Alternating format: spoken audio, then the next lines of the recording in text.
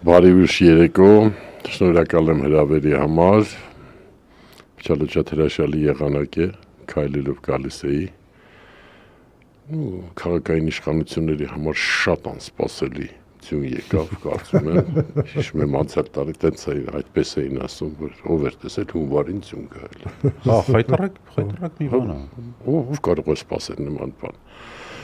Շնորհակալ եմ հրավերի համար։ Եկեք մի անգամից սկսենք թեմաներից։ Մեր, Պարոն Շանազարյան, մի շատ ինձ համար տարօրինակ բան տեղի ունեցավ վերջի շրջանում։ Ընդամենը մի տարօրինակ Չէ, վերջի շրջանում։ Վերջի 2 օրը, այս մի 2 օրը, չէ, էլի շատ տարօրինակ բան, ու ինչն էր այդ, որ հրապարակվեց, որ ազգային անվտանգության ծառայությունը գաղտնազերծել է մի փաստաթուղթ, որտեղ ազգային, չէ, սովետական KGB-ի հետ համագործակցած Եզրաստ սրբազանի մասին այսպես ինչ-որ մի փաստաթուղթ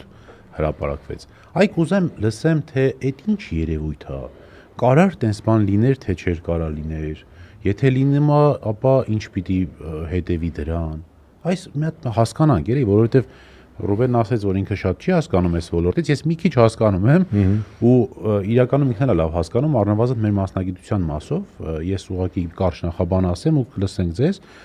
օպերատիվ ծառայության մեջ, երբ որ մարդիկ որոշում են կայացնում համագործակցել ազգային անվտանգության մարմինների հետ, մի շատ կարևոր երաշխիք ունեն, որ այդ մասին երբեք ոչ մեկ չի իմանալու, որ հետագայում իրենց երբեք վտանգ չսպառնա։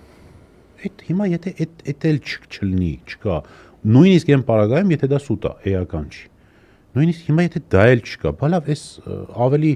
արդյունավետ ձևով հնարավոր է քանդել այս համակարգը։ Այ հիմա խնդրենք, որ դուք այս ամեն ինչը մի հատ բացատրեք, թե ինչ տեղի ունեցավ։ Ես իհարկե խոսեմ այդ մասին, բայց գուցե ավելի կոնկրետ հարցեր տակ, հենց նույն փաստաթղթի կապակցությամբ հայերենով, Եզրաստ սրբազանի վերաբերյալ կազմված ինչ-որ մի արժանահավատ փաստաթուղթ է։ Եկեք այսպես անենք։ Մամուլը կամ լրագրողը հարց է ուղղում եւ ընդեղից, գիտեք, չեմ չափազանցնի, որ ասենք ստանում են տեղեկանք։ Գիտեք, ես նույնիսկ զայրացել էի, որ կատարվել է այն, ինչ որ չէր կարող կատարվել, ըստ սահմանման։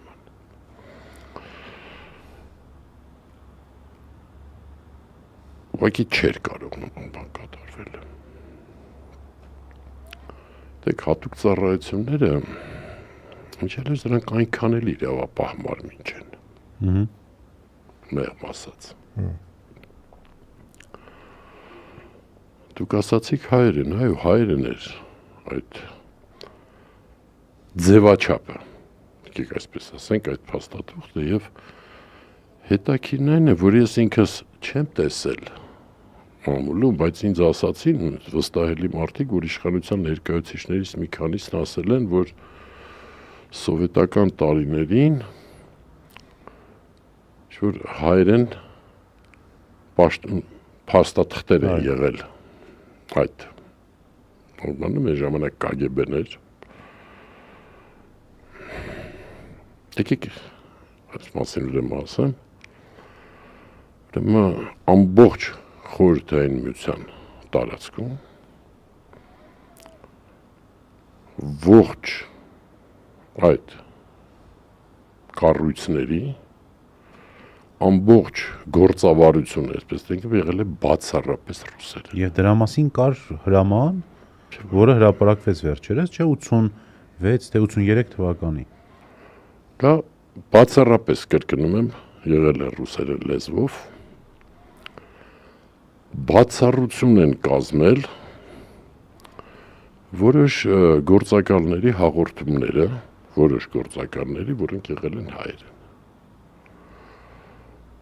Գիտեք, ավելին ասեմ, երբ 94 թվականի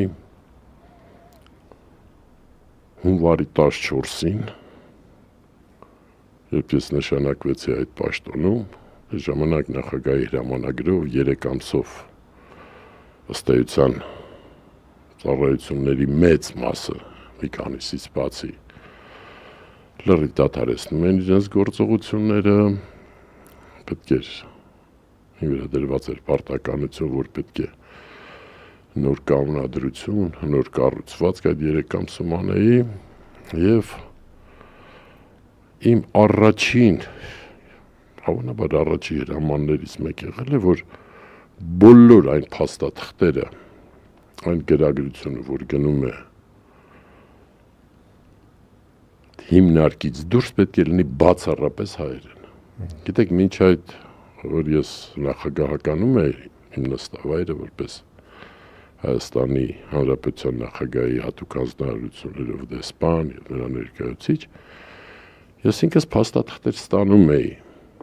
ազգային անվտանգությունից, այն ժամանակահատվածում մի քիչ ուրիշ էր կարևոր, չի։ Դրանք բոլորն եղել են ռուսերեն։ Նույնիսկ այդ տարիներին դեռևս ռուսերենով շարունակում էին։ Գիտեք, ավելին ասեմ, ես չեմ ուզում իմ նախորդներին երբեք որևէ բան ասել, բայց չկար եռագույն, չկար զինանշան, եթե չեմ սխալվում 1 թե 2 բեռնատարով ամբողջ այդ KGB-ի խորհրդանիշները տեղափոխեցինք Սովետաշենի աղբանոց, չգիտեմ Ուգալոկ Իլիչա, Լենինը, Լենինսկայա կոմնատը, KGB-ի բաները։ Այդ ամբողջը եւ դաղակի իմ հրամաններ, որ մեր ներքին բոլոր գրագրությունը նույնպես պետք է լինի հայերեն, ես ասացի, բայց զեկուցագրերը, որ գրում են ինձ, օպեր աշխատողները, ովքեր կարող են թող հայերեն գրեն, բայց դա պարտադիր չի, որտեղ գիտեք, իրականությունն այն էր, որ նույնիսկ Երևանում ծնված, մեծացած մեծ մասը հայերենին լավ չէին տիրապետում։ Հես չի անցնում կատարել։ Չէ, ես ասացի, ովքեր կարող են լավ, ես էլ ասեմ, մի զվարճալի դեպք էլ եղավ, երբ ես դա ասեցի, որ ով կարող է թող հայերեն գրի, բայց ես չեմ ստիպում բացարձակապես։ Հերթական մի զեկուցագիր ստացա օպեր աշխատողից, բավական լավ էլ օպեր էր Միքայելոց, հայերեն գրած։ Մի քիչ որ սկսեցի կարդալ, հետո քարտուղարությանն ասեցի մի հատ կարմիր գրիչ բերեք, բոլոր սխալները ուղղեցի, տակը գրեցի 2։ Մարդը բայց փորձել էր, Դա չեմ պատահ։ Դա է եղել, ուրեմն իրականությունը կապված այդ ձևաթուղթը անկեղծած ես առաջ անգամ եմ տեսնում, նման ձևաթուղթ։ Հիմա երկրորդը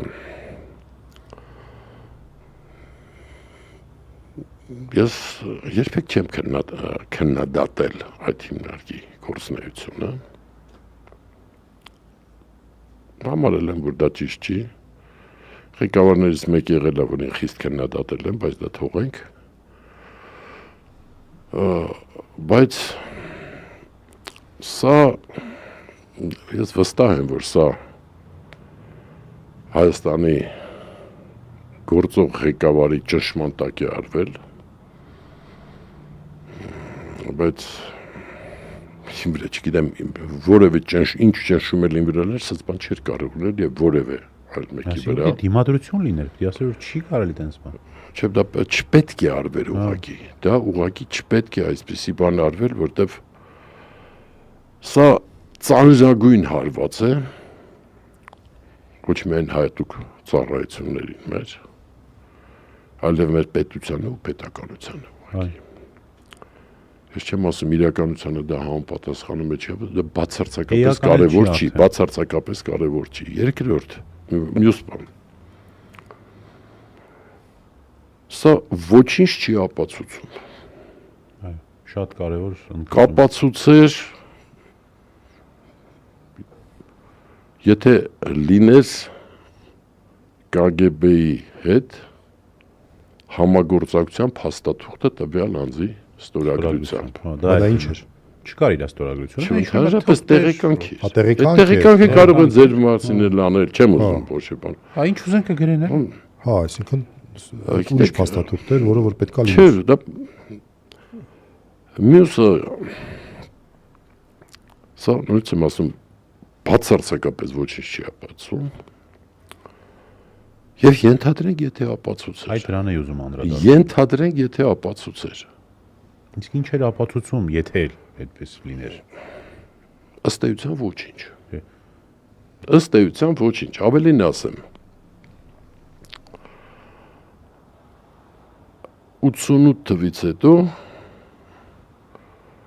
գործակալական ցանցը KGB-ի շատ մեծ խնդիրներ էր առաջացրել շարժումը սկսելուց հետո այս KGB-ի աշխատողների նկատմամբ։ Ավելին ասեմ, այս 88 թվից ես նույնիսկ իմ աղբյուրներն եմ ունեցել հենց KGB-ում։ Ներսում, այո։ Հիմա կարող եմ այդ մասին ասել։ Եվ ուղղակի մեծ մասը հրաժարվում էին աշխատել։ Ուղղակի չէին աշխատում։ Նկատի ունեք գործակալական Գործակալական ցանցը չէր աշխատում, ուղղակի եղել են դեպքեր, ուղղակի պարզ հրաժարվել են, ովքեր իրենց սպաները, որոնց հետ կապի մեջ են եղել։ Եղել են դեպքեր, որ չեն ասել, չենք աշխատում, բայց դե ֆակտո չեն աշխատում։ դե ֆակտո չեն աշխատել։ Եվ մի այսպիսի դեպքեր տեղի ունեցավ, կարծեմ 95-ի հունվարին էր, ես հմեկի եթերում Մավիսակալյանի մոտ էի, Ռոբերտ Մավիսակալյանի ցանկայի շտակ լուսահոգի։ Նա ինձ այդ հարցը տվեց, որտեվ որոշ երկրներում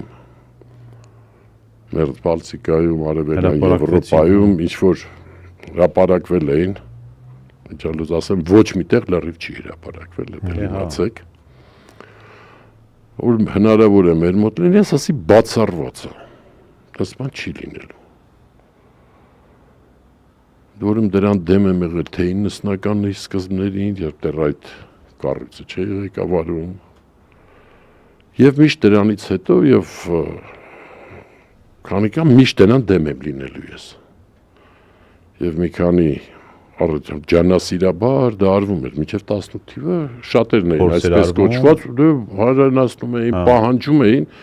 մի քանի անգամ նույնիսկ այդ պահանջողներին ես ասում եմ տղաներ, դուք ուզում եք կարդալ, այն ինչ որ ես գիտեմ։ Չի լինելու դա։ Քանի ես կամ որպես քաղաքացի ես դա ուղղակի չի կարելի անել։ Որտեվ առաջինը ասում եմ դա լրիվ բացել անհնար է։ Չեն էլ բացի։ Երկրորդը դա կօգտագործի քաղաքական նպատակներով եւ մեծագույն ճեղքում կառաջանա հասարակության մեջ։ Սկսած Ստալինյան ժամանակների այսպես կոչված դանոսներից, դանոս խոսքը օգտագործում է, որովհետեւ ռուսերեն լեզվում կան մի քանի խոսքեր, որոնք միջազգային ընդունված են։ Ճանաչում են ստացել, հա, պագրոմի, դանոս, հա։